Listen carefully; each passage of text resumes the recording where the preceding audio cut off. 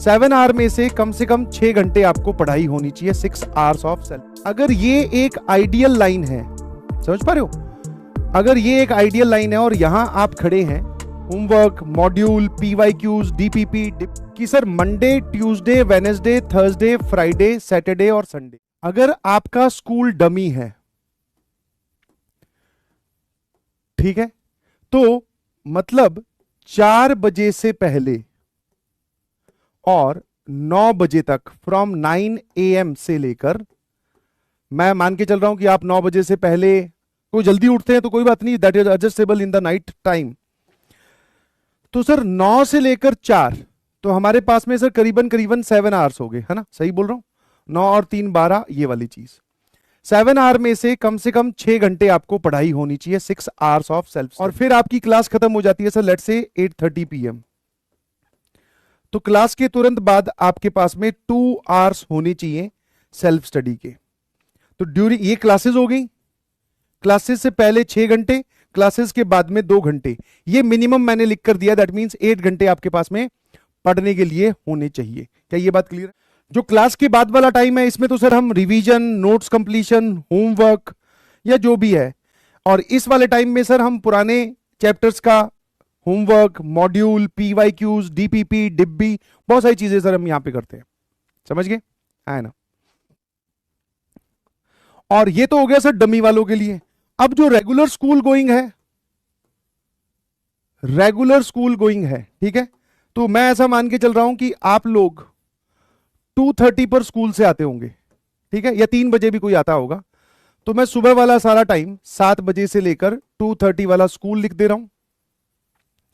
फिर क्लासेस के बीच में सर हमारे पास में 1 आवर 30 मिनट्स बचे, 1 आवर 30 मिनट्स, इसमें से आप हो सकता है 1 आवर रेस्ट करो या 45 मिनट्स रेस्ट,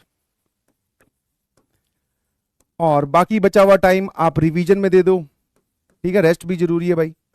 उसके बाद में सर आपकी भी क्लासेस चलेंगी सेम वही 8:30 PM तक। तो तुम थोड़ा सा रात को ज्यादा, यहां पर तुम 3 घंटे अपनी सेल्फ स्टडी निकालो, ठीक है, सेल्फ स्टडी 3 घंटे यहां, और इस स्कूल वाले टाइम और मॉर्निंग में लेकर इस पूरे में मिलाकर आप 2 घंटे यहां निकालो, ठीक है। इसके बाद में आप क्या करो कि sir Monday, Tuesday, Wednesday, Thursday, Friday, Saturday और संडे, एक संडे हो गया और एक सैटरडे हो गया, या वीक में से कोई भी एक दिन, जिस दिन आप स्कूल से क्या ले लो, लीव ले लो, स्कूल से क्या ले लो सर, लीव।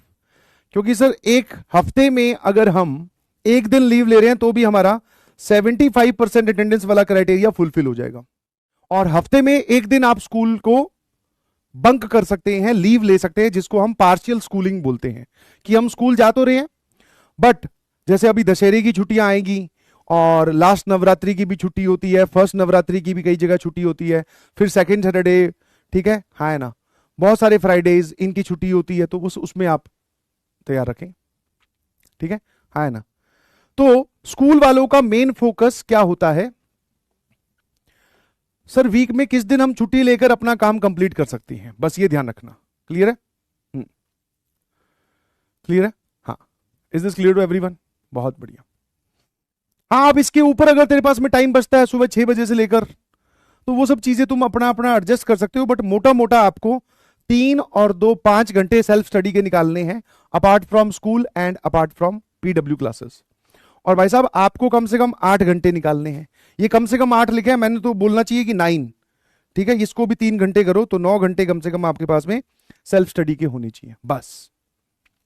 और इसको तुम अप्रोच करने की कोशिश करो, मतलब अगर ये एक आइडियल लाइन है, समझ पा रहे हो, अगर ये एक आइडियल लाइन है और यहां आप खड़े हैं, तो कभी कभी क्या होगा सर, हम इस लाइन के आसपास रहने की कोशिश करेंगे। लाइन मतलब कि हमने एक शेड्यूल फिक्स किया, हमने एक टाइम टेबल फिक्स किया, उसके बाद में हम इस को अप्रोच करने, कई बार हम ज्यादा कर देंगे, कई बार कम, फिर कई बार ज्यादा, फिर कई बार कम, ऐसे इसके आसपास आप चलने की कोशिश करोगे। ये मत कर देना कि आप डिस्ट्रैक्ट होकर दूसरे रास्ते पे ही चले गए, आपने पीडब्ल्यू छोड़ ही दिया, या फिर सर आप बोल सकते हो कि आप एक जगह जाकर रुक ही गए, ठीक है, ये मत करना, बस इसको फॉलो करने की कोशिश करते रहो, ये ग्राफ ऐसा ही रहेगा, कभी डिस्ट्रैक्शन ज्यादा होंगी या फिर आपने टाइम वेस्ट ज्यादा कर दिया तो किसी दिन आपने उसको यूटिलाइज कर लिया या कंपनसेट कर दिया, यहां पर टाइम ज्यादा बढ़ाकर अपनी, ठीक है, हाँ है ना। ये अपना रास्ता ही डाइवर्ट मत कर लेना प्लीज, मेरी आपसे ये रिक्वेस्ट है, ठीक है। कितने लोगों को ये बात समझ? रही बात पीडब्ल्यू हॉलीडेज की, तो आपको आई बिलीव दशहरा की एक छुट्टी मिलेगी, एक हॉलीडे वहां मिलेगी, और दिवाली की शायद 4 दिन की या 3 दिन की होगी। दिवाली की चलो 4 दिन की पकड़ के चलो, तो इतनी हॉलीडेज यहां मिलती है भाई। और तुम जानते भी हो बिकॉज सिलेबस बहुत है और हमें हर चीज की पढ़ाई डिटेल में करनी है, तो हम ज्यादा छुट्टियां यहां पर नहीं ले सकते, ठीक है।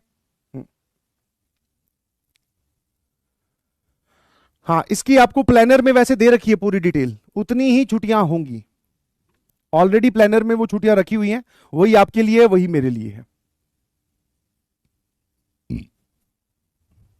ठीक है, हाँ है ना। हाँ बस 5 दिन, ओनली 5 दिन, अरे भाई ये भी बहुत ज्यादा है। वरना हम लोग जब पढ़ते थे, पर हाँ नहीं, कोटा में तो छुट्टियां होती है, दिवाली पे अच्छी खासी छुट्टियां होती है 15-20 दिनों की, 15 दिन की। रीजन बीइंग क्योंकि फिर पूरे साल और किसी चीज पे छुट्टी नहीं मिलती थी, समझ गए। हाँ, छठ पूजा की भी छुट्टी होगी आई बिलीव, 2 दिन की या शायद 1 दिन की छठ पूजा की भी छुट्टी होती है, होती है। फिर न्यू ईयर की छुट्टी होगी, क्रिसमस की छुट्टी होगी, आगे भी बहुत सारे जो त्योहार आएंगे आपके पास में, होली, होली तो चलो मार्च में आएगी, तो वो तो तुम्हारे सिलेबस या प्लानर के बाद में आएगी, ठीक है, समझ गए।